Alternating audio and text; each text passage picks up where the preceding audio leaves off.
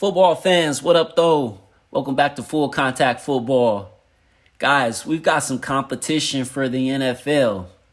Not really, but really. The XFL got started here, had its first weekend of games. Got a chance to watch one of the games, saw some highlights of the other. Go figure, I watched the only game that didn't really end competitively, with the Roughnecks beating the Guardians 33-12. But I was really impressed with the talent, the execution of the plays. I kind of like some of the funky rules that the XFL has. And we'll kind of talk about that here briefly. But overall, the XFL is really just a spring league similar to the USFL, which debuted or came back, I should say, last year. And I thought they did a pretty good job putting a good product out there too.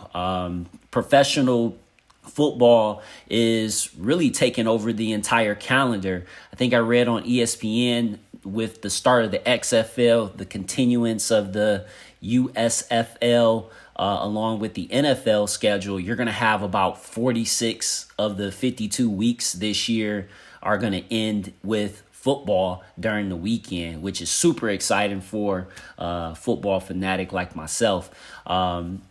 Some of the things that you notice right away is that there's a completely different rule set when it comes to a lot of the special teams part of the game. So for one, the kickoff was very obvious, right? So in the XFL, the kicker is going to kick off from a normal distance, but the defenders or the kickoff team and the return team are aligned down the field about 5 yards apart from one another.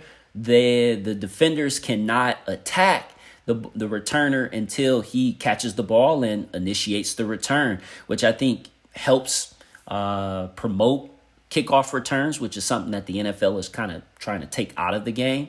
But there's also a few little penalties, and I'll have to read up a little bit more on this. But like, for instance, if you don't kick the ball to the 20-yard line, then it results in extra field position for the return team. They're definitely trying to promote return game, which can be an exciting play in football.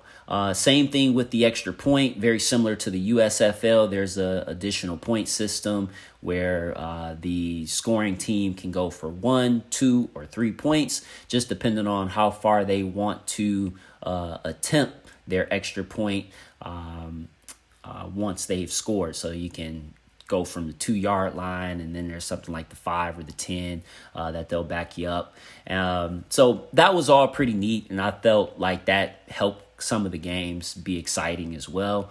But the other thing is you got a lot of former NFL players that are head coaches. You've got some old school head coaches that are taking over teams, like Wade Phillips is the head coach of the Roughnecks, who beat Terrell Buckley, I believe it was, that head coaches the Guardians.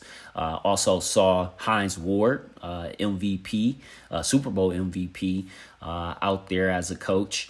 But nonetheless, man, I love the game. There was some familiar faces, both in terms of former players and former coaches. You also had some guys that had pretty good college careers, like A.J. McCarron, who was the quarterback for the Alabama Crimson Tide and a couple of their national championship runs.